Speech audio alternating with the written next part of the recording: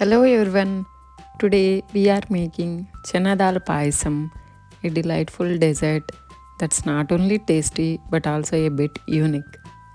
This is a traditional and easy recipe from Andhra Pradesh and is served as a festival pudding, and it has named as Payasam or key or dessert.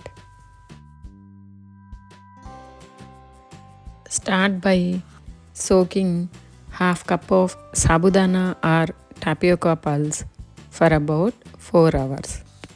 Soak half cup of chana dal for about 4 hours and then transfer it to pressure cooker with 2 cups of water. Cook it up to 2 whistles.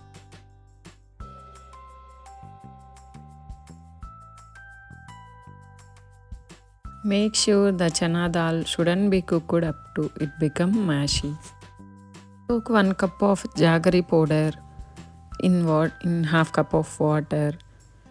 Let it boil for a while and strain it and keep it aside. Take a pan, add 1 spoon ghee and then add 2.5 spoon of dry coconut powder, or you can use raw grated coconut powder. Roast it until it becomes light golden and keep it aside.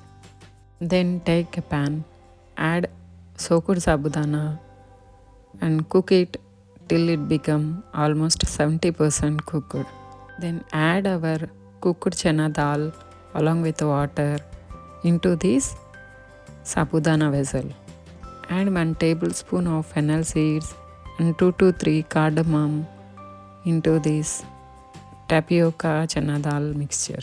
Let it cook for about 3 minutes and then add our Jaggery water into this sabudana and chana dal mix.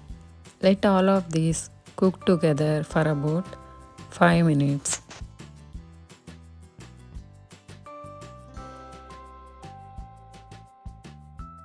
When they were both cooked well, that is when the sabudana become a bit transparent, add our roasted nuts and roasted coconut powder into this mixture.